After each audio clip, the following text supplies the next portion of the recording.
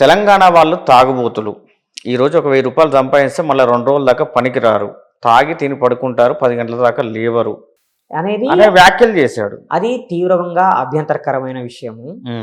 అంటే ఒక రకంగా సోమరిపోతులు వీళ్ళంతా అనేది. సోమరిపోతులు, చేతగానోళ్ళు, తాగుబోతులు, క్యారెక్టర్ లేనోళ్ళు, వీళ్ళకి పని చేత కాదు అనేది వీళ్ళు చెప్తున్నటువంటి మాట. ఇది తెలంగాణ ప్రజల్ని అవమానించటం. ఈ తెలంగాణని ఎవడో నిర్మించలే, మేము నిర్మించుకున్నాం. మేము కష్టపడితే నిర్మాణం అయింది ఈ తెలంగాణ. మేము కష్టపడితే నిర్మాణం అయింది ఆంధ్రప్రదేశ్. మొన్న వచ్చిర్రు మీరు, 100 ఏళ్ళ నుంచో ఇక్కడ తెలంగాణ ఉన్నది. మా రామప్ప నువ్వు కట్టినవా? మా రామప్ప టెంపుల్ నువ్వు కట్టినవా? కాకతీయుల టెంపుల్ నువ్వు కట్టినవా? మా 1000 స్తంభాల గుడి నువ్వు కట్టినవా? ఇవన్నీ కట్టింది మేము కదా, మేము నిర్మించుకున్నాం. ఇక్కడ రాజ్యాలు మేము పరిపాలించుకున్నాం. మమ్మల్ని నువ్వు తాగుబోతులు అని చెప్పి అవమానిస్తావా? ఇలాంటి పిచ్చి మాటలు మాట్లాడడం వల్లనే ఆంధ్ర తెలంగాణ విడిపోయింది రెండుగా. మీరు ఈ దేశాన్ని ఏం చేయాలనుకుంటున్నారు? ఇలాంటి మాటలు మాట్లాడి విడగొట్టాలనుకుంటున్నారా? మా ఆత్మగౌరవాన్ని గాయపరిచి మీరు రివర్స్ లో వాళ్ళు విడగొడుతున్నారని మీరు అంటున్నారు. వాళ్ళేమో మీరు కులాల పేరు మీద మతాల పేరు మీద చిచ్చు పెట్టి మీరు విడదీస్తున్నారని వాళ్ళు విడగొడుతున్నది. వాళ్ళు విడగొట్టే భాష వాడింది ఎవరండి? నీచ్ జాతి అన్నది వాళ్ళే, దూద్ బేజ్నే వాళ్ళ అన్నది వాళ్ళే, తాగుబోతులు అన్నది వాళ్ళే. ఈ మాటలు మాట్లాడిన వాళ్ళు తిరుగుబాటు చేయకుండా ఉంటారా? అది విచ్ఛిన్నానికి దారి తీస్తే వాళ్ళు కదా బాధ్యత. మమ్మల్ని ఎందుకు అంటున్నారు? కలిసిమెలిసి బతకాలనుకునేవాడు విడగొట్టే మాటలు మాట్లాడతారా? అలాంటి మాటలు మాట్లాడేది కాబట్టే తెలంగాణ ఆంధ్ర రెండుగా విడిపోయింది. మరి రేపు మరి ఇంకా మీరు ఏం చేయాలనుకుంటున్నారు? ఈ సమాజాన్ని విచ్ఛిన్నం చేయాలనుకుంటున్నారా? నిజంగా విచ్ఛిన్నవాదులు మీరు. మేము వేర్పాటువాదులం కాదు, మేము తెలంగాణవాదులం. మేము తెలంగాణలో మా తెలంగాణ ప్రజల, తెలంగాణ అస్తిత్వం, తెలంగాణ గుర్తింపు, తెలంగాణ ఉనికి మాకు ముఖ్యం. మీరు తెలంగాణ వాదులుగా ఈ మార్వాడి గో బ్యాక్ అనే కల్చర్ ఉద్యమం దీన్ని ముందుకు తీసుకెళ్ళి అసలు దీని ద్వారా మీరు ఏం సాధించాలనుకుంటున్నారు? మంచి ప్రశ్న. తెలంగాణ ప్రజానికానికి మేము కోరుతున్నది ఒకటే, విజ్ఞప్తి చేస్తున్నాం. తెలంగాణ ప్రభుత్వానికి, తెలంగాణ సమాజానికి మేము ఏం కోరుతున్నామంటే తెలంగాణ పరిరక్షణ చట్టం కావాలి. తెలంగాణ స్థానికుల వ్యాపార పరిరక్షణ చట్టం. అట్లాగే తెలంగాణ ఏతరులు తెలంగాణలో భూములు కొనకుండా ఒక చట్టం. అట్లాగే తెలంగాణలో పెట్టే పరిశ్రమ అర్థమయ్యే పనేనా? తెలంగాణ ఏతరులు తెలంగాణలో భూములు కొనకుండా చట్టం సాధ్యమే. ఇప్పుడు నార్త్ ఈస్ట్ రాష్ట్రాలు దానికి రాజ్యాంగం ఒప్పుకుంటుందా అని ఆర్టికల్ 371 ప్రకారంగా స్పెషల్ ప్రొవిజన్స్ ఉండాలి. మనకి కాన్స్టిట్యూషన్ ప్రకారంగా 371D ప్రకారంగా మనకు స్పెషల్ స్టేటస్ వచ్చే అవకాశం ఉంది. స్పెషల్ ప్రొవిజన్స్ తయారు చేసుకునే అధికారం మనకున్నది. మీరు చేయండి. ఇప్పుడు తెలంగాణ పోరాటం ఎందుకు చేశాము? మా భూములు మాకే అని చేశాము. ఈరోజు రియల్ ఎస్టేట్ పేరు మీద, అభివృద్ధి పేరు మీద బయట రాష్ట్రాల నుంచి వచ్చిన వాళ్ళు 1000 ఎకరాలు కొనేశారు. 1500 ఎకరాలు, 2000 ఎకరాలు, 3000 ఎకరాలు కొనేస్తున్నారు. తెలంగాణ వాడికి భూమి లేకుండా అయిపోయింది. తెలంగాణ వాడు గుంట జాగ కొనలేని పరిస్థితి వచ్చింది. మరి తెలంగాణ రాష్ట్రం తెచ్చుకునేది ఎందుకండి? తెలంగాణలో మా భూములు మాకు కావాలని మీరు ధరలు పెంచి మా అంతా మీరే కొనేసుకున్నారు. ఎస్సీ ఎస్టీల దగ్గర ఉన్న అసైన్డ్ భూములు మీరే లాగేసుకుంటున్నారు. మరి ఇక తెలంగాణ ప్రజలకు భూములు ఉండొద్దా? మీ ఫామ్ హౌస్ల కోసం మీకు 100 ఎకరాల మొత్తం హైదరాబాద్ చుట్టూత ఆలేరు వరకు భూములు కొన్న వాళ్ళలో మార్వాడీలు ఎంతమంది ఉన్నారు, బయటోళ్ళు ఎంతమంది ఉన్నారు, స్థానికులు ఎంతమంది ఉన్నారో లెక్కలు చెప్పాల్సిన బాధ్యత రేవంత్ రెడ్డి గవర్నమెంట్ మీద ఉన్నది. ఇప్పుడు ఈ భూములు మొత్తం 100,000 ఎకరాలు కూడా మార్వాడీలు ఆక్రమించారు. కొన్నారా? ఆక్రమించున్నారు, కొన్నారు. గవర్నమెంట్ భూమి ఎక్కడుందో మీకు మాకు తెలియదు. కానీ వాళ్ళు ఎంఆర్ఓని కాంటాక్ట్ చేస్తారు. పలానా చోట గవర్నమెంట్ భూమి ఉందని తెలుసుకుంటారు. అక్కడికి పోయి చిన్నగా ఒక బిజినెస్ స్టార్ట్ చేస్తారు. ఆ తర్వాత ఈ భూమి అంతా నాదే అని అంటారు. చాలా జరిగినాయి అట్లా. చాలా కేసులు ఫైల్ అయ్యి ఉన్నాయి. ఇక్కడ ప్రధానమైన ప్రశ్న ఒకటి లేవనేస్తుంది. అంటే చాలా మంది అటువైపు నుంచి వాదించే వాళ్ళు కూడా అంటే ఫైనల్గా మీరు దీని ద్వారా ఏం చేయాలనుకుంటున్నారు, ఏం కోరుకుంటున్నారు, ప్రభుత్వానికి ఏం డిమాండ్ చేస్తున్నారు, ప్రజలకు ఏం చెప్తున్నారు మాట్లాడదాం. దీంట్లో ఒక చిన్న ఇంటరప్షన్ ఏంటంటే మార్వాడీలలాగా మీరు వ్యాపారాలు చేయలేరు, అంత క్రమశిక్షణగా మీరు మెదలలేరు, అంత కష్టం మీరు చేయలేరు, ఆ మెలకువలు మీకు తెలియదు. మార్నింగ్ 8 నుంచి నైట్ 10 వరకు కూడా మేము ఆ షాపులో ఉండి కష్టపడి పని చేయగలుగుతాం, కానీ మీరు మాలాగా కష్టపడలేరు కాబట్టే మేము వృద్ధిలోకి వస్తున్నాం, మీరు రాలేకపోతున్నారు అనే వాదన వాళ్ళు వినిపిస్తుంది. మురళి గారు, మన తెలంగాణలో 2000 సంవత్సరాలుగా కోమట్లున్నారు. 2000 సంవత్సరాల కన్నా ముందు నుంచి బంగారంతో పనిచేసే వృత్తి కులాల వాళ్ళు ఉన్నారు, వివిధ వృత్తుల కులాల వాళ్ళు ఉన్నారు. వాళ్ళందరూ పని చేయకుండానే ఇక్కడ వ్యవసాయం అభివృద్ధి చెందింది. వాళ్ళెవరు పని చేయకుండానే పట్టణాలు అభివృద్ధి చెందినాయా? వీళ్ళు రాకముందు మేమే కదా ఇక్కడ చేసుకున్నది. ఇక్కడ ప్రాబ్లం ఏమొస్తున్నదని అంటే వాళ్ళే మ్యానుఫ్యాక్చరర్స్, వాళ్ళే సప్లై చేసేవాళ్ళు, వాళ్ళే హోల్సేల్ డీలర్లు, వాళ్ళే రిటైల్ డీలర్లు. ఇది ఇప్పుడు వాళ్ళు చేసే వ్యాపారం అంటే ఫ్రమ్ మ్యానుఫ్యాక్చరింగ్ టు మార్కెట్ ఈ లింక్ ఉంటుంది, చైన్ ఉంటుంది కదా, ఆ చైన్ లో ప్రతి లింక్ దగ్గర వాళ్ళే ఉంటారు. ఓకే. అందువల్ల మిగతా వాళ్ళు ఆ లింకులోకి రాలేరు. మీకు తెలుసో తెలియదో మన రాష్ట్రంలో అమ్ముడయ్యే మోర్ దెన్ 150 సరుకులకి హోల్సేల్ డీలర్లు వాళ్ళే. నిత్యావసర వస్తువులు, గృహ బిల్డింగ్ మెటీరియల్ కావచ్చు, మిగతా వాటన్నింటికి కూడా సప్లయర్స్ వాళ్ళే, హోల్సేల్ డీలర్స్ వాళ్ళే. మధ్యలో మనం ఎవరం లేవు మార్కెట్లో, ఓన్లీ మనం కస్టమర్లం మాత్రమే. కాబట్టి అతని దగ్గర నుంచి కొనుక్కొచ్చుకున్న వ్యక్తి ₹1 లాభంతో అమ్ముకోవాలి, లేదా ₹2 లాభంతో అమ్ముకోవాలి.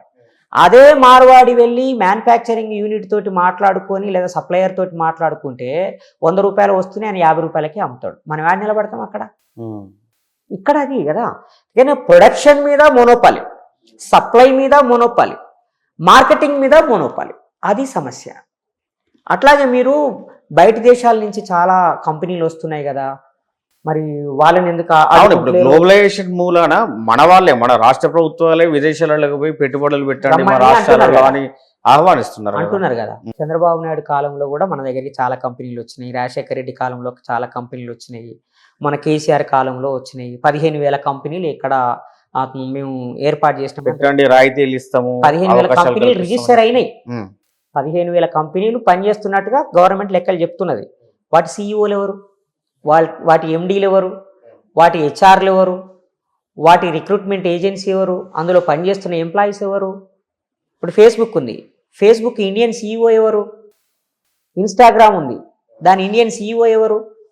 అన్ని సోషల్ మీడియాలకు సంబంధించిన ఇండియన్ హెడ్స్, అన్ని సాఫ్ట్వేర్ కంపెనీలకు సంబంధించిన, మల్టీనేషనల్ కంపెనీలకు సంబంధించిన ఇండియన్ హెడ్స్ అందరు నార్త్ ఇండియన్సే. వాళ్ళు కూడా మళ్ళీ ఈ మార్వాడి బనియా కమ్యూనిటీకి సంబంధించిన వాళ్ళే ఉంటారు. ఎనీ ఫ్రాంచైజీ వాళ్ళకే ఇస్తారు, మనకి ఇవ్వరు. కాబట్టి మీరు బయటి నుంచి కంపెనీలు వచ్చినా వాళ్ళకే లాభం, వాళ్ళు కంపెనీలు పెట్టినా వాళ్ళకే లాభం. మనం ఎక్కడ లేం కదా. నేనేమంటాను, మీరు పెట్టిరండి, కనీసం మాకు 80% ఉద్యోగాలు ఇవ్వండి అంటున్నాం. ఎందుకంటే భూమి మాది, కరెంటు మాది, నీళ్లు మావి, సబ్సిడీలు మావి, ఇన్సెంటివ్స్ మావి, మా ప్రభుత్వం ఇస్తుంది, మరి మాకు ఉద్యోగాలు ఇయ్యరా?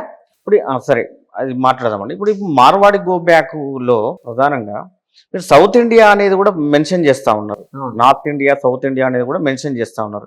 ఈ సౌత్ ఇండియా నార్త్ ఇండియా ఉద్యమం ఏంటి? మళ్ళీ అంటే ఇది మళ్ళీ దేశాన్ని విభజించినట్టు, దేశాన్ని మళ్ళీ ముక్కలు చేసినట్టుగా మీ పైన కూడా ఆరోపణలు. ఇప్పుడు మేము చెప్తున్నాం కదా, మేము సపరేటిస్టులం కాదు, మేము కాన్స్టిట్యూషన్ని బలంగా నమ్మే వాళ్ళం. ఈ దేశం మాది, ఈ దేశంలో తొలి నాగరికులం మేము, నాగరికత నిర్మాతలం మేమంటే సౌత్ ఇండియన్స్. ఓకే. ఇక్కడి నుంచే సింధు హరప్ప నాగరికత ఫస్ట్ సివిలైజేషన్ మనది. మన సివిలైజేషన్ ఎక్స్టెన్షనే అక్కడికి పోయింది. ఓకే. కాబట్టి ఇప్పుడు రీసెంట్ గా తమిళనాడులో జరిగిన తవ్వకాల్లో కూడా తొలి నాగరికత తమిళనాడులోనే ఉందని చెప్పి వచ్చింది. కాబట్టి సౌత్ ఇండియాకు ఒక కల్చర్ ఉన్నది, ఒక చరిత్ర ఉన్నది. నార్త్ ఇండియాకి వింధ్యా పర్వతాల ఆవల ఉన్న ప్రాంతాలకి ఒక హిస్టరీ ఉంది, అది వేరే. నేనేమంటున్నా అంటే తెలంగాణ ఒకటే మార్వాడీల మూలంగా బాధపడట్లే. తమిళనాడు, కర్ణాటక వాళ్ళు, కేరళ వాళ్ళు, పాండిచ్చేరి వాళ్ళు, ఛత్తీస్గఢ్ వాళ్ళు, మధ్యప్రదేశ్ వాళ్ళు, అదేవిధంగా మహారాష్ట్ర వాళ్ళు కూడా బాధపడుతున్నారు. అందుకే కదా గో బ్యాక్ నినాదం అనేది అన్ని చోట్ల వస్తున్నది. ప్రతి రాష్ట్రంలో ఎందుకు వస్తున్నది ఇంత అసంతృప్తి? అంటే ఒక ప్రాంతం వాళ్ళే దేశం మొత్తం మార్కెట్ని నియంత్రించడం అనేది ఏం ప్రజాస్వామ్యం? అది ఏం అభివృద్ధి? మన దేశ అభివృద్ధిలో అందరు ఇన్వాల్వ్ కావాలి కదా, అన్ని ప్రాంతాలు కాంట్రిబ్యూట్ చేయాలి కదా. అది నియంత్రించుకోవడం అని మీరు అంటున్నారు, నియంత్రిస్తున్నారు అనేది మీరు అంటున్నారు, కంట్రోల్ చేస్తున్నారని మీరు ఆరోపిస్తున్నారు.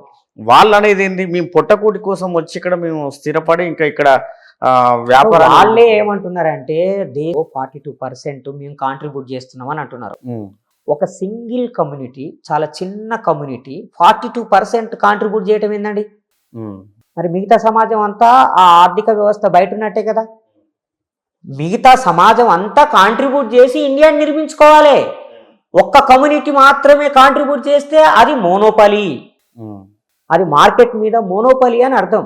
సంపద మీద వాళ్ళకున్న మోనోపాలి అని అర్థం. Monopoly unconstitutional. గుత్తాధిపత్యం అనేది రాజ్యాంగం ప్రకారంగా చెల్లదు. ఆర్టికల్ 39 ప్రకారంగా దేశంలో నీ కాంట్రిబ్యూషన్ ఉండాలి, నా కాంట్రిబ్యూషన్ ఉండాలి, సబ్బండ వర్గాల కాంట్రిబ్యూషన్ ఉండాలి. 42% మేమే కాంట్రిబ్యూట్ చేస్తున్నాం అంటే that means you are exploiting the country, you are controlling the entire resources of the country. అది కదా ఆబ్జెక్షనబుల్. డీసెంట్రలైజ్ చేయండి, డెవలప్మెంట్ని డీసెంట్రలైజ్ చేయండి, మార్కెట్ని డీసెంట్రలైజ్ చేయండి, డెమోక్రటైజ్ చేయండి, బిజినెస్ని డెమోక్రటైజ్ చేయండి. సాధ్యమేనా వికేంద్రీకరణ అనేది? ఎందుకు సాధ్యం కాదండి? మీరు రక్షణ చర్యలు తీసుకోండి, ఇంత మార్కెట్ని వీళ్ళకి ఇవ్వాలని కండిషన్ పెట్టండి. ఒక బ్యూటిఫుల్ విషయం చెప్తాం మీకు. మన టాటా కంపెనీ ఉంది. టాటా కంపెనీ ఉత్పత్తుల్లో 5% బిజినెస్ని వీకర్ సెక్షన్స్కి ఇస్తుంది. ఏది? టాటా కంపెనీ ఓనర్షిప్ బిజినెస్ లో పార్ట్నర్షిప్. ఒక 1000 కోట్ల రూపాయల బిజినెస్ చేస్తే దాంట్లో ఒక 50 కోట్ల రూపాయల బిజినెస్ ని వీకర్ సెక్షన్స్ కి ఇస్తుంది. డొనేట్ చేస్తారు. డొనేట్ కాదు, అవకాశం ఇస్తుంది. నాకింత ప్రొక్యూర్మెంట్ చేయాలి నువ్వు, మీ వీకర్ ఎస్సీ ఎస్టీలకి బీసీలకి నేను 50 కోట్ల రూపాయలు నాకు ఫలానా వస్తువు సప్లై చెయ్యి అని మార్కెట్ ఇస్తుంది. నీకు బిజినెస్ ఇస్తుంది.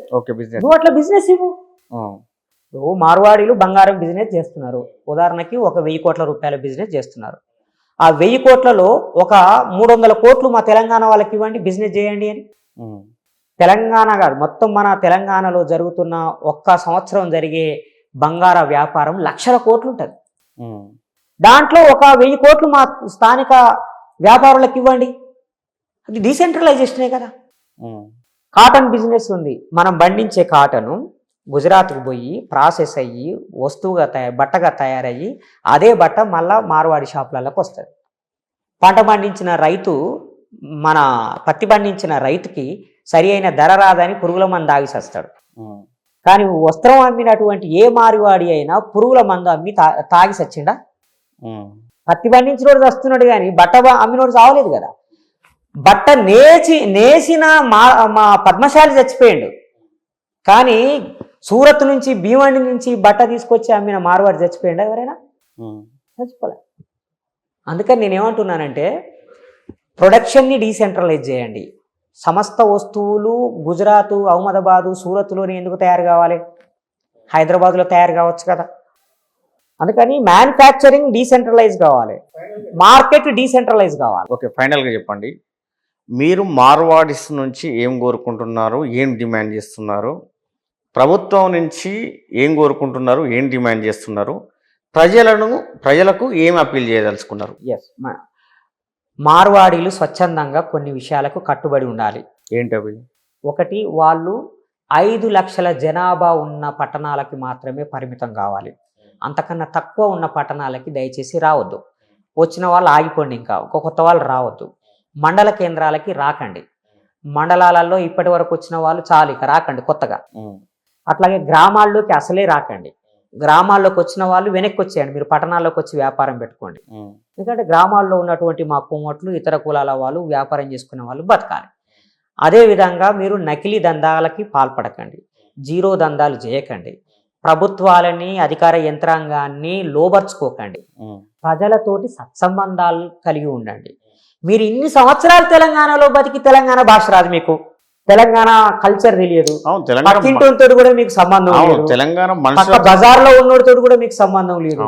నువ్వు ఈ కల్చర్లో అసిమిలేట్ అయితేనే కదా మా ఓడు ఈయన అని చెప్పి మేము ఓన్ చేసుకునేది. నువ్వు మాతో కలవవు, మా పెళ్ళిళ్ళకు రావు, మా పేరంటాలకు రావు, మా పండుగలు చేసుకోవు, మా బోనం ఎత్తుకోవు, మా బతుకమ్మ ఎత్తుకోవు, అయినా నిన్ను తెలంగాణ వాడిగానే మేము గుర్తిస్తున్నాం. కానీ మీరు మా కల్చర్లో అంతర్భాగం కాండి, మీరు మీ కల్చర్ని రుద్దకండి.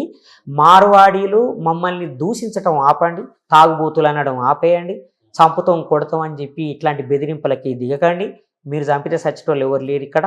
ఇది మార్వాడీల తరఫున మేము కోరుతున్నటువంటి విషయం. ప్రభుత్వం తరఫున కోరుతున్నది ఏంటంటే తెలంగాణ స్థానికుల వ్యాపార పరిరక్షణ చట్టం తీసుకురండి. స్థానికులు వ్యాపారం పెట్టుకున్న చోట కనీసం 100 మీటర్ల వరకు నాన్ లోకల్స్కి బిజినెస్ పెట్టుకునే అవకాశం ఇవ్వకండి. పక్కనే బిజినెస్ పెడితే నష్టపోతాం కదా. కనీసం ఒక 100 మీటర్ల తర్వాత వాళ్ళకి అవకాశం ఇవ్వండి, స్థానికులకే ఇవ్వకండి. లేదా మార్వాడీల కోసం ప్రత్యేకంగా ఒక బజార్ క్రియేట్ చేయండి, ఒక కాంప్లెక్స్ కట్టియండి వాళ్ళకి, షాపింగ్ మాల్ లాగా. అందరూ వాళ్ళు అక్కడ ఉంటారు. అక్కడికి పోవాలనుకున్న వాళ్ళు పోతారు, కొనుక్కుంటారు, ఎవరికి ఆబ్జెక్షన్ లేదు. మా పక్కనే మీరు బిజినెస్ పెడితే నష్టం జరుగుతుంది. కాబట్టి సపరేషన్ ఆఫ్ ది బిజినెస్, మార్వాడీలకి ప్రత్యేకంగా ఒక స్థలాన్ని కేటాయించి వాళ్ళకి అక్కడ ఇవ్వండి. స్థానికుల పక్కనే బిజినెస్లు పెట్టుకోకుండా చట్టం తీసుకురండి, జీవో తీసుకురండి. ఆ పరిరక్షణ చట్టంలో ఉండాలి ఇవన్నీ. అట్లాగే జిఎస్టీ ఎగ్గొడుతున్నటువంటి వాళ్ళని ఐడెంటిఫై చేసి వాళ్ళ మీద చర్య తీసుకోండి. జీరో దందా చేస్తున్నటువంటి వాళ్ళ మీద చర్య తీసుకోండి. లైసెన్స్ లేకుండా బిజినెస్ చేస్తున్న వాళ్ళ మీద చర్య తీసుకోండి. అట్లాగే ఏ బిజినెస్ అయినా ఒకరి దగ్గర మోనోపలైజ్ కాకుండా చర్య తీసుకోండి. అది చట్టమే చెప్తున్నది. ఓకే, చట్టం ప్రకారంగానే ఒక్కరే ఏ మార్కెట్ని నియంత్రించడానికి వీలేదు, మోనోపలి చేయడం, ఏకస్వామ్యం లేదు, గుత్తాధిపత్యం చేయడానికి వీలేదు. అలా పాల్పడుతున్న వాళ్ళ మీద చర్య తీసుకోండి.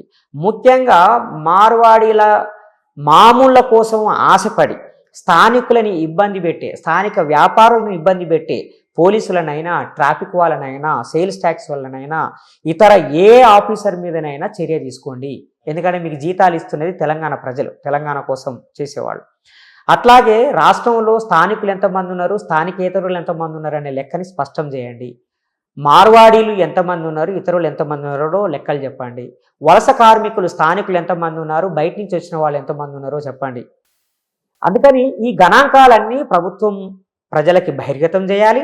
స్థానికులని, స్థానిక వ్యాపారుల్ని, స్థానిక కార్మికుల్ని కాపాడడానికి చట్టం చేయాలి. అట్లాగే స్థానికేతరులకి తెలంగాణలో భూములు కొనకుండా ఒక చట్టం తీసుకురావాలి. కేంద్ర ప్రభుత్వానికి కూడా విజ్ఞప్తి చేస్తున్నాను. మురళి గారు, మీకు సుప్రీంకోర్టులో కేసు వేయాలంటే మీరు 2000 కిలోమీటర్లు ప్రయాణం చేయాలి. మీకు న్యాయం జరగాలని అడగడానికి 2000 కిలోమీటర్లు ప్రయాణం చేయాలా? సౌత్ ఇండియాకు ఒక సుప్రీంకోర్టు బెంచ్ పెట్టొచ్చు కదా. ఇక్కడ మనకు తెలంగాణ హైకోర్టు ఉంది, దాంట్లోనే ఒక బెంచ్ ఏర్పాటు చేయండి. సౌత్ ఇండియాలో ఉన్న వాళ్ళందరూ వాళ్ళ సమస్య చెప్పుకోవడానికి ఇక్కడికి వస్తారు. ఢిల్లీ దాకా ఎందుకు వెళ్ళాలి మనం? 2000 కిలోమీటర్లు. ఒక మామూలు వ్యక్తి, పేదవాడు, మధ్యతరగతి వాడు ఢిల్లీ దాకా వెళ్ళి కేసు వేయగలుగుతాడా? కాబట్టి సుప్రీంకోర్టు ఉద్యమాలు జరిగితే, పోరాటాలు జరిగితే వస్తుంది, మేము చేస్తాం. ప్రజలలో వస్తే కోరుకున్నప్పుడు ఆటోమేటిక్ వస్తాయి.